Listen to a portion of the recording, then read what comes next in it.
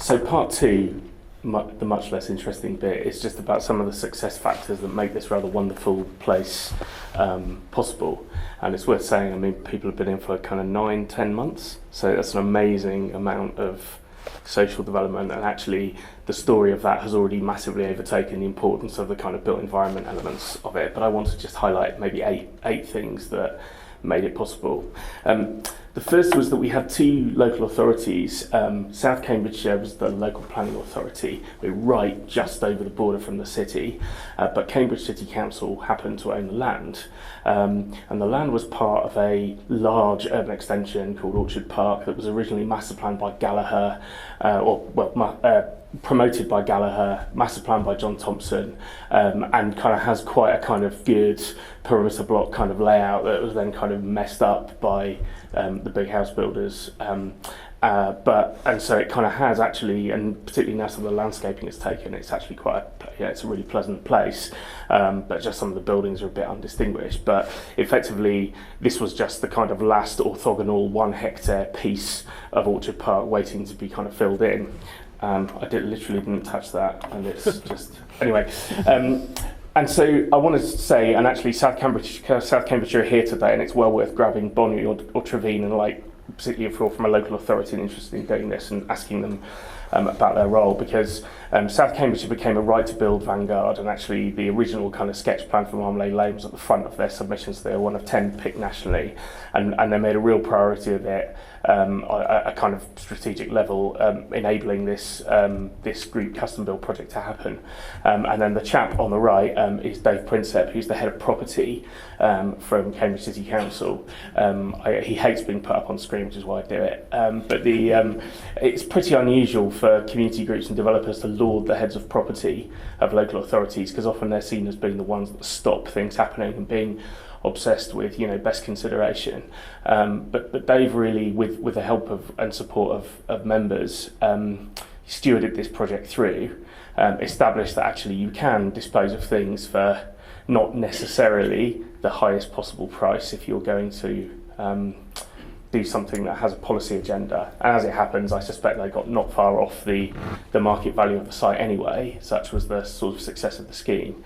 But effectively, a combination of really good policy from the two local authorities, and the way that the procurement was done, first by having a brief from the group, but then going to the development market in a way that would engage people like us, rather than usual suspects in bringing things forward. And I think it is really hard to do these projects without local authorities being intimately involved. The second thing, and Laura has just kind of embodied it in what she said, was a really committed membership. Some people have been involved in this project going back 7, 8, 9 years or more, and people have given a lot of time and indeed money. And I think that from on the left there, that's people sort of waving our design boards from our winning submission on the site in kind of mid-2015, through possibly the most horrifying, groundbreaking ceremony our contractors have ever had, with kids on site breaking the ground, to arranging for residents to visit as the scheme was done. The residents were really part of a team with us, with Trivselhus, the Swedish house builder, who were our joint venture partner and who provided the funding for the project, and also with Mole Architects, the designers and the rest of the design team. They gave a huge amount of time and were fully part of the process, and the residents were part of a process that got us from basically winning the bid to a full application in 5 months, which is pretty good going. Bit more on the physical stuff. As I say, I mean, it's basically if you were looking at it in a normal way, you were just on a perimeter block development on this site, and on 3 sides of it, that's basically what we did. We tried to learn from the very successful vernacular of simple, tall Cambridge terraces, and we had some with gables to the street and some with eaves to the street, depending on the orientation, so that everyone had a south-facing roof. We were originally going to have PV on all the roofs, but then the economics of that changed, and as Laura said, it's subsequently been retrofitted by some of the members. But one of the key things about this layout is that it seems obvious, but actually co-housing groups and community-led groups are inclined to be, they're intentional communities. They're inclined to be inward-looking because it's all about fostering community. And one of the things that for us was really important in this place was that it was polite to the surroundings and engaged with the surroundings, particularly in an area where there's a relatively high level of transience, a lot of private renting and so on. And that's worked really well.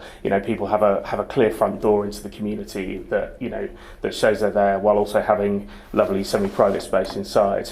Car freedom, credit Bruce McVean, my old colleague, for that phrase, but basically through the heart is Marmalade Lane itself. Marmalade Lane had to be engineered to allow emergency vehicles down it, and potentially to allow overflow parking in the frankly now ludicrous prospect that the group ended up with more cars than households. The council agreed to waive its normal 2 cars per dwelling to 1 car per dwelling, which is still proving to be kind of far too much.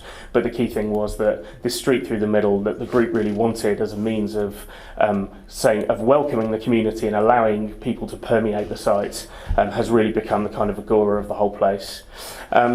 The fifth thing is the common ground. So everyone's got a bit of private outside space, a balcony or a terrace or a small garden, but the heart of it is this rather wonderful shared garden with retained trees and food growing and so on. And it's effectively planted to be kind of wildflower meadow, which means it needs a vast amount of maintenance, doesn't it? But by next year, it should be looking absolutely amazing.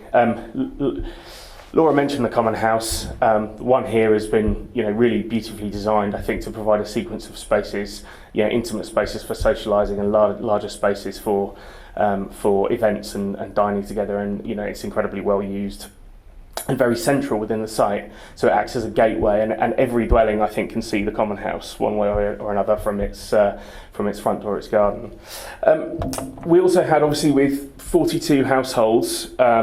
And a huge variety of requirements, a lot of requirements for different house sizes and types. And so what we came up with the architects was this sort of basically 4 basic units that could be adapted internally to different layouts, different numbers of bedrooms and bathrooms. So there's a narrow terraced house, a wide terraced house, a pair of Tyneside flats, so essentially a house with 2 front doors, and then a block of large 2-bed apartments that are particularly suited to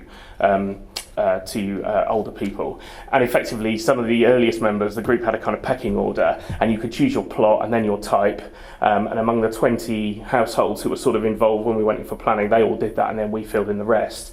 And as well as choosing their internal configuration, so no 2 dwellings are the same, despite the sort of appearance to the contrary, they got to choose from a palette of bricks as well. We did try to sort of get the development control officers to let us sort of leave the choice of bricks till later, but they wanted us to submit all the possible permutations, and as there were billions, we just decided that we would fill in the ones that hadn't been chosen in time for planning. But it was a really, the council responded incredibly gamely to what were some quite challenging aspects of design. And the last one is, modern methods of construction. It was built reasonably quickly once it started, and using a closed timber panel system for the houses and a cross-laminated timber frame for the apartments means that everything has basically got very high levels of fabric efficiency. And I think certainly there are I think there are households who, despite moving in December, have never had their heating on. If anything, the challenge with houses like that is how to keep them cool. And then finally, I just want to kind of leave this quote, lovely quote about what's perhaps most interesting about Marmalade Lane is it offers a formally structured expression of many of the qualities that everyone aspires to deliver in housing. Before co-housing was invented, there was a term for residential developments that incorporated good design, close communities, communal gathering, shared gardens, active streets, municipal support and user choice. It was simply called housing. Last one, we town are trying to learn some of these lessons in projects that don't necessarily have a community group attached. This is the emerging scheme for a site in a town called Wolverton, which is one of the sort of railway towns that Milton Keynes new town was kind of grafted onto and swallowed up. We've acquired and are going to be redeveloping a kind of slightly ropey new town sort of shopping centre. So this is a town centre site, and we're trying to do a lot of the same thing in terms of car-free streets that kids can play on, less private outside space and much more shared space, and obviously following the kind of really tight grain of terraces that we just think are, have been kind of forgotten as a typology for many people, but remain incredibly popular. Thank you.